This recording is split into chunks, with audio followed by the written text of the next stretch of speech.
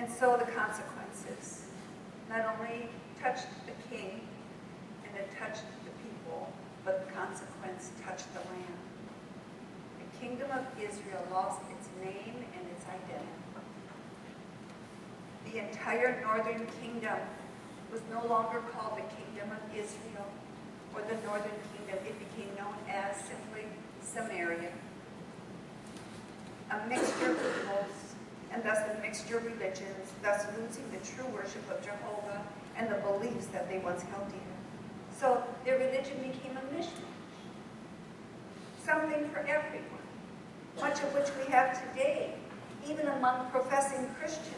They worship the Lord where and how they please, but they also bow down to their own false gods, the gods of other nations, compromising away their faith in the one and true living God. God declares, they followed after worthless gods and themselves became worthless. Do we realize how easy it is, even for us today, to follow after worthless gods? Things that can become our idols. You know, some of those things, they're good things, but they can become our idols, like our homes. We can get so involved in decorating, you know, redoing, buying a new and bigger one, whatever, and all of a sudden God takes second or third or 10th place. And people in our lives become idols. I mean, how sad is that? Husbands, they can come and go. And kids grow up and have their own lives. And party time does not last forever. It comes to an end in our own selfish lives. Even that ends. And so if our focus is on these things and they become more important to us than God, if God is moved from first place, then those things become a worthless idol in the eyes of God, and it will strip us of our worthfulness and our usefulness to God. God had such a great plan and future for Israel as an entire nation. They were to be the people that God would use to bring salvation to all the surrounding nations of the world. But they compromised their faith and their devotion to God, and they were removed from that place because they became worthless. And we read these sad and tragic words. The Lord removed them from his presence as he had warned through all of his servants, the prophets. So the people of Israel were taken from their homeland into exile in Assyria and are still there. Now, if you've been a believer for any length of time, you probably have heard about the lost tribes of Israel. And the question is, where are these tribes today? Well, first of all, I need to tell you, there is no evidence in God's word that the 10 tribes of Israel are lost and that God is looking for them. He knows exactly where those people are. The Lord removed them from his presence because they had removed him from their lives. But they are not lost, they are scattered. And God knows exactly where they are, and God has not changed. And as one after another returns to him, he knows exactly where they are, and he'll bring them back. But today, they are scattered throughout the nation's sad ending to a great beginning. For you see, compromise corrupts one's loyalty, and compromise always leads to tragic consequences. There's a story of a hunter that somewhat illustrates this, who was about to shoot a large bear. The bear, seeing the gun barrel pointing at him, began to speak soothingly to the hunter. And he said, "Oh, wait a minute. Isn't it better to talk than to shoot? What do you want? Just tell me what you want. What can we do to make us both happy?"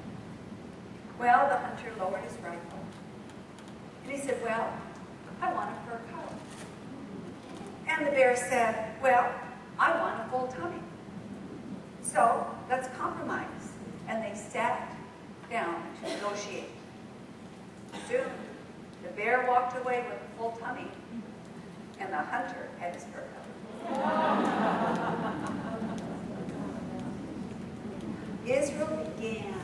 secretly sinning against the Lord their God. And then they set up idols publicly, and then they blocked their ears to what God said, and then they deceived themselves to believing that they were worshiping Jehovah God, but in reality, they would be eaten alive by idolatry. Compromise will always eat you alive. So let's look at the art of no compromise as we look at the life of King Hezekiah of Judah, the southern kingdom. You know, you might say that the deck was stacked against this guy. He was the son of King Ahaz, the most wicked king of Judah, and a compromiser, both spiritually as an idolater. He even sacrificed his own son on the altar. And also a compromiser politically, as his father made Judah a vassal of Assyria, looking to an enemy to save him. Terrible examples for this young son, this king. Yet, the commentary of his life is that he did right, what was right in the eyes of the Lord, just as his father David had done. And my question is, well, was it the influence of a godly mother? Well, I have to tell you as a mom, I'd like to think so.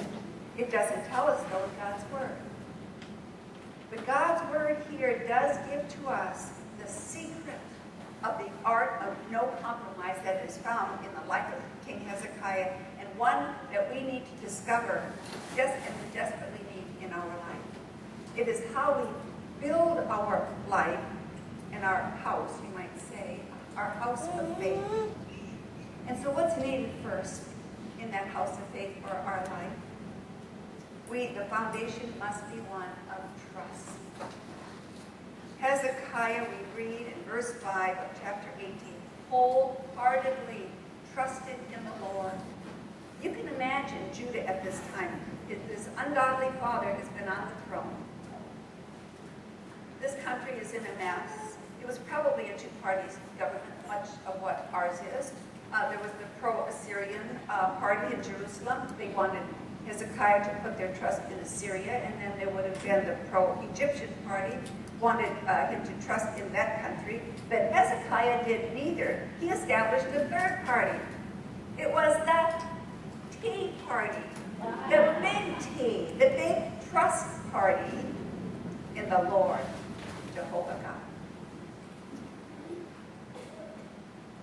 Simply trusting in God is foundational to every other element in the building of a life of no compromise. That word here is translated, the word trust is translated here. It was the common word for reliance upon God. It literally means he leaned all his weight on the Lord.